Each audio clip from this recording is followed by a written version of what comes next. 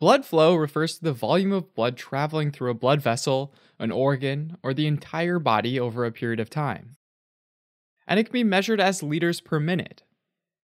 As that blood flows, it encounters various factors that resist flow and movement of blood, known as vascular resistance. The first factor that contributes to vascular resistance is blood viscosity.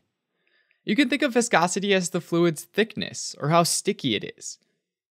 This relationship is directly proportional, which can be represented as resistance is proportional to viscosity, shown as the Greek letter eta.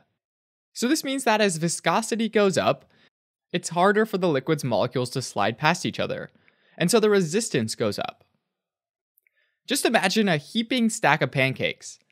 Then grab some maple syrup. Even when you flip the syrup upside down, it doesn't really come out, and resists moving right away. Slowly it gloops out and doesn't really splash, but just coats those pancakes in a delicious film of sugary goodness. Oh yeah, okay. Now say you have another stack, and you grab some orange juice instead, and then you pour. That orange juice immediately comes out and pretty much goes everywhere. This is because the juice is less viscous than the syrup, and so there's going to be less resistance to movement. Taking a look at blood, there's lots of large proteins in cells, so that makes it pretty viscous, and so it moves a lot slower than just plain water or orange juice. Blood viscosity doesn't change much over time, but certain conditions like polycythemia, which is where a person has too many red blood cells, can increase viscosity. And conditions like anemia, where a person doesn't have enough red blood cells, can decrease viscosity. A second factor that affects resistance is total blood vessel length. Just like viscosity, the relationship is directly proportional, and this can be represented as resistance is proportional to L for length. So simply put, shorter vessels have less resistance, and longer vessels have more resistance because there's more friction resisting flow. This means that as a child grows into an adult, their blood vessels will get longer, and their peripheral resistance will go up. A third factor that affects resistance is blood vessel radius, which in this case is inversely proportional to the resistance, to the fourth power. This means that as a vessel's radius goes down, its resistance really goes up. Unlike viscosity and length, the radius can change from minute to minute, especially the radius of arterioles, which can vasoconstrict, like when you're lying at home on the couch, which would decrease the radius and increase resistance, or vasodilate, like when you're running around outside playing frisbee, which would increase the radius and decrease resistance. Now, the equation relating all these variables is resistance R is equal to 8 times the viscosity eta times length L divided by pi times radius R to the fourth power. Now, keep in mind that resistance is also related to blood pressure and blood flow by the relationship blood flow Q is equal to change in pressure delta P over resistance R. So let's apply this to a real-life situation. And let's say that a person has a blood flow of 300 milliliters per minute going through their carotid artery. And then they suddenly develop a blockage of exactly half the artery, which can happen with a stroke. What would happen to blood flow? Well, a 50% blockage means that the radius is now 1/2 of what it was. And looking at our equation, since nothing else has changed, plugging in 1/2 R for the original R, we get 1/2 R to the fourth power, or 1/16 R to the fourth, meaning resistance goes up by 16 times. Assuming that blood pressure doesn't change right away, subbing in this new 16 times greater resistance, we see that the blood flow drops by 16 times, from 300 milliliters per minute to 300 over 16, which is equal to 19 milliliters per minute, which is a huge drop for just having the radius. So that's how resistance works for a single vessel. But what if you have a bunch of different sized vessels in a row, each with their own resistance, and you wanted to figure out the total resistance? Well, since they're all in a row, one after another, we say that they're in series, and you simply add the individual resistances all together to get a total resistance. This total is called the serial resistance. As an example, let's think about blood heading out to a cell in your toe and back. After leaving your heart, it has to go through an artery, then an arteriole, and then through a capillary alongside the toe cell, and then back through a venule, and finally through a vein to reach the heart again. If we add up all those individual resistances, our total will equal the total resistance faced by the blood flow going to the toe cell and then back to the heart, assuming there are no branches in the system and no other cells to worry about, which isn't really that realistic, but that's okay for now. Another thing to know about this is that when we arrange resistance in series like this, the blood flow through each part of the system is actually the same, even though the resistance at each level will differ mostly based on the length and radius of each vessel. Like I said, this wasn't really the most realistic, because it doesn't account for the millions of branch points in the circulatory system. And for that, we have to think about the concept of parallel resistance. In short, this is when two vessels branch and move blood in parallel, and then meet up again.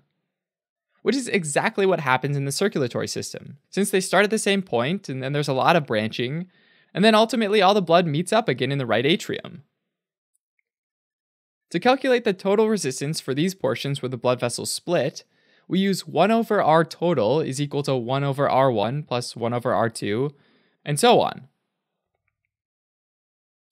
So let's do another example and use both of these equations.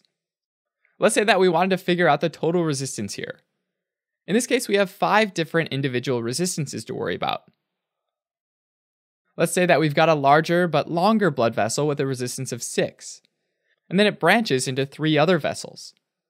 The really thin vessel in the middle has a resistance of 10, and the slightly larger ones on either side both have a resistance of 5. Then all the branches come back together and connect to a short, wide vessel with a resistance of 2. Now, these resistances do have units, but for simplicity's sake, I'm not showing them. But in case you're curious, resistance is measured in millimeters of mercury times minutes over liters. To figure out the total resistance for this whole system, we need to break this down into 2 parts. And we're going to add up the parallel resistance of the 3 vessels in the middle first.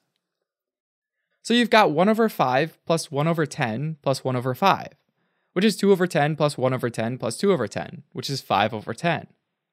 Which, remember, in the equation is equal to 1 over R total.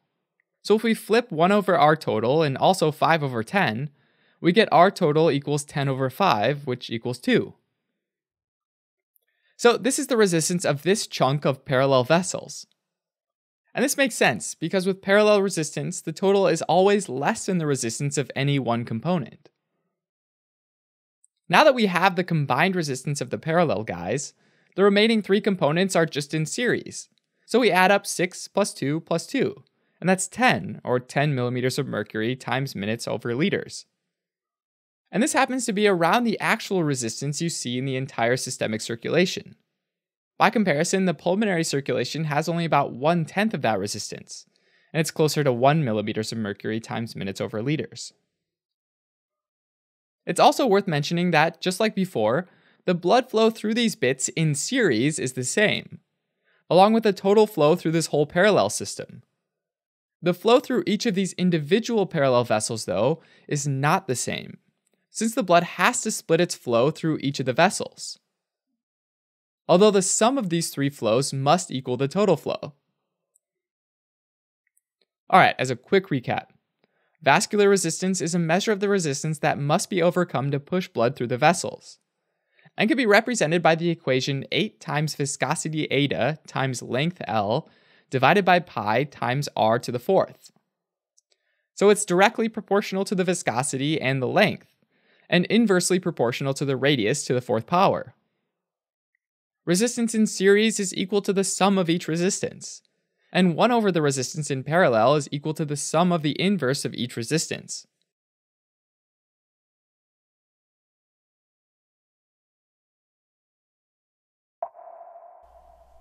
What's up guys, Tanner here. Hope you like that video on blood flow resistance, which is kind of like a physiology, physics, and fluid dynamics kind of topic, which is awesome because I used to be a biomedical engineer, so I kind of nerd out about this sort of thing, and I really enjoy doing these videos.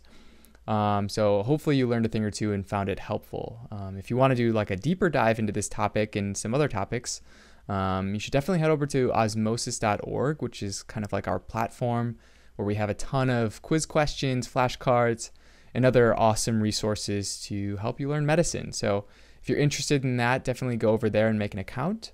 Otherwise, you can always support us by donating on Patreon and subscribing to our channel and following us on social media. The people involved in this video were Andrea, who wrote the script. Rishi edited the script. I did the animation and the voiceover, and then Yifan did the editing. So thanks, guys. I think that turned out well. See you later.